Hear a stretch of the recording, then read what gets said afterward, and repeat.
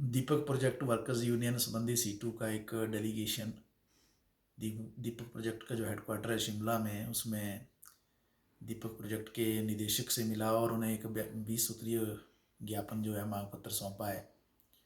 दीपक project के अंदर जो लोग काम कर रहे हैं, बीआरओ के मजदूर, वो भारी संकट में है, काफ़ी दयनीय स्थिति में काम कर रहे हैं। सबसे कठिन परिस्थितियों में काम करने के बावजूद भी इन मजदूरों के लिए श्रम कानून लागू नहीं किए जा रहे हैं। और हालत ये है कि जो देश के कानून के तहत ईपीएफ की सुविधा है, बोनस की सुविधा है, मेडिकल की सुविधा है, छुट्टियों का जो कानून है, ग्रेच्युटी का जो कानून है, ये सारे कानून जो है उनको लागू नहीं किया जा रहा है। मजदूर जो है भारी बर्फबारी में इन क्षेत्रों में काम करते हैं। काफ़ी ठंड के वातावरण में ये सारा सड़कों का निर्माण किया जाता है, लेकिन देखने में ये आ रहा है कि रहने के लिए उचित आवास की सुविधा भी नहीं है, पीने के पानी की व्यवस्था नहीं है, बिजली का कनेक्शंस तक नहीं है, आने जाने के लिए ड्यूटी में गाड़ियों का प्रबंध नहीं है, बच्चों को स्कूल तक भेजने के लिए गाड़ियों का प्रबंध नहीं है, शौचालयों की व्यवस्था नहीं है, स्नानाघर की कोई सुविधा नहीं है।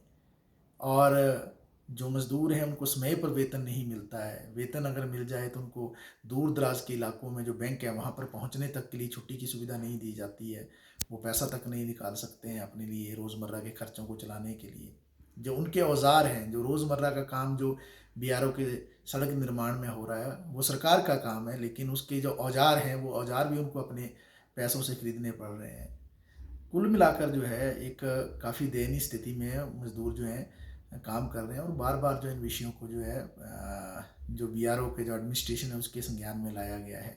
बहुत सारे मज़दूर जो उनकी छटनी कर दी जाती है, जब उनको छुट्टियां नहीं मिलती हैं, डिस्चार्ज कर दिया जाता है, और इन मज़दूरों को काम पर नहीं लिया जाता है। 2019 के बाद भी काफ़ी सारे मज़दूर जो 108 आरसीसी के हैं जिनको नौकरी से निकाला गया, उनको वापस नहीं लिया गया। जो महिलाएं जिनकी प्रसूति हुई उसके बाद उनको ड्यूटी पर नहीं लिया गया। तो ये जो मज़दूरों की दिक्कतें चल रही हैं, समस्याएं चल रही हैं, उनका जो वेतन है समय पर वो नहीं मिलना, और जो वेतन बढ़ोतरी हुई है केंद्र सरकार के द्वारा उसके एरियर का भुगतान नहीं करना। अभी निजीकरण की भी एक साजिश चल रही है बीआरओ के। जो काजा से लोसर सड़क है उसको एक निजी कंपनी को दे दिया गया है। वहाँ पर जो सैकड़ों मजदूर काम कर रहे हैं उनकी जो नौकरी है वो खतरे में है। इन सारे विषयों को हमने उठाया और ये भी हमने कहा है कि किसी भी मजदूर की नौकरी नहीं जानी चाहिए। और जो सारी जो समस्याएं हमने उठाई हैं, जिसमें ठंड में रहने के लिए जो है मिट्टी के तेल की व्यवस्था और इसके साथ लकड़ी की व्यवस्था, उचित रहने की व्यवस्था,